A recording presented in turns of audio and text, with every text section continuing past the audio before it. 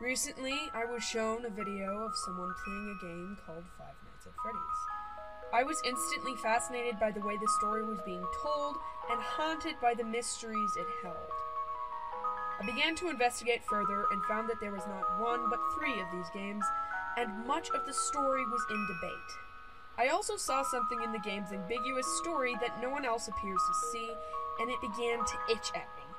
So I decided to make this video.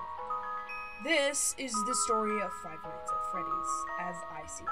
It is not a nice story, and anyone who finds child ghosts unpleasant should not watch. Anybody who is a child themselves should not watch. This video is not good for children.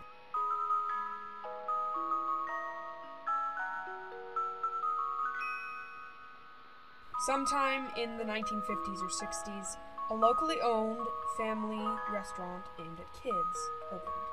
It was small and relatively low budget, but the owners were able to afford an animatronic. They chose a golden brown bear as their mascot and named him Fred. We're going to try to contact the original restaurant owner. I think the name of the place was Fredbear's Family Diner or something like that. It was closed for years, though. I doubt we'll be able to track anybody down. When Fredbear's Diner opened, the kids loved it, and soon they were able to expand, buying another animatronic, sticking with the golden yellow theme, only this time a rabbit. The kids go wild, and though they really shouldn't, they buy a third, much simpler animatronic. A puppet drawn along its metal ceiling track by strings. This is where our story turns dark, and if anyone is still watching who knows they shouldn't be, now is your last chance to leave. It's just like any other day at Fredbear's. Several parties are in session, and the animatronics are busy. But outside, one forlorn child stares through the window, wishing he could go in and join them inside.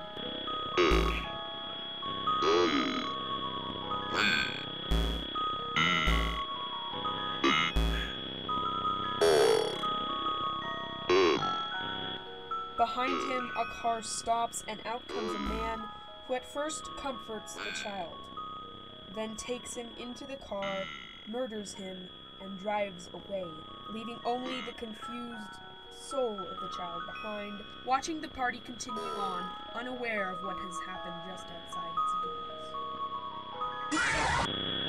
Whomever this child was, he was old enough to comprehend what was happening as he died, and know it was wrong. And somehow, through the pain of his death, he found the need for revenge and quickly found a means. Bound to the limited body of the puppet, he watched as the man who killed him, the Purple Man, took another victim. He reached out to the dead child's soul and tried to convince it to stay on Earth. He tried to give it the body of one of the other animatronics, knowing full well that his own weak body, dependent upon rails and wires for mobility, would not be enough to stop the Purple Man. But this child was young, and though he tried his hardest, he could not do what the puppet wanted. His form became distorted, and though his soul was now tied to the golden rabbit, he was too weak to control its mechanical body. Fredbear's Diner, low on money and connected to the disappearances of 2 children, filed for bankruptcy and was quickly bought by the franchise Fazbear Entertainment. Fazbear changes the mascot from a golden bear to a simple brown one, and in preparation to open a new restaurant under the name Freddy Fazbear's Pizzeria, they commissioned 4 new animatronics: a rabbit named Bonnie, a chicken named Chica, fox named Foxy, and another bear, a brown one named Freddy, though keeping 2 of the old ones active. They hire a security guard after they notice that someone has been tampering with the broken yellow rabbit kept stored in the back. As the security guard is starting his shift, though the restaurant is closing, 5 children late for a party that just ended are invited in for a quick look at the animatronics by one of the day shift employees. The Purple Man befriends the children, dressed in the guise of the golden rabbit,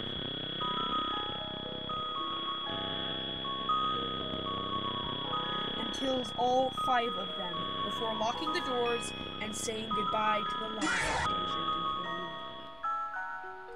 While the Purple Man sleeps, knowing full well that the animatronics are safe from any tampering, the puppet and the horrified Golden Rabbit awake and turn to the 5 dead bodies of the children. The Golden Rabbit, ashamed for his unwitting part in the murders, tainted by the Purple Man's use of him, changes, his rich golden appearance darkening until he disappears into the shadows. His form, having never been solidly tied to that of the Golden Rabbit, distorts, warping and changing as he moves. The puppet, his movements slow and limited, reaches out to the dead children as he did with the now shadow-colored rabbit. And one by one, he asks them to help him.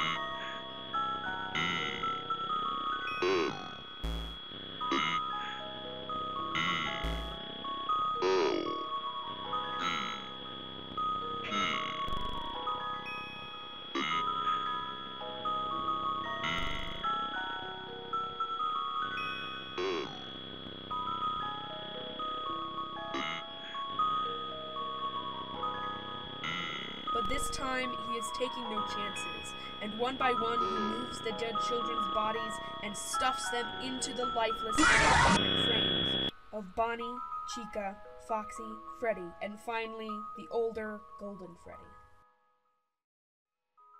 Time moves forward, and the day shift employee, having been caught on the only security camera inviting the 5 missing children in, is arrested, but the children's bodies are never found. Soon, the animatronics begin to stink, and the restaurant is closed down as a health hazard. As the trial of the day shift employee continues, the restaurant is left to rot, and the spirits, one after another, fall asleep. That old restaurant was kind of left to rot for quite a while. Hi, you just finished watching part of my Five Nights at Freddy's series. If you want to see more or see me tell other scary stories, you should subscribe to my channel. I also have a Facebook page and Twitter, which you'll see over there.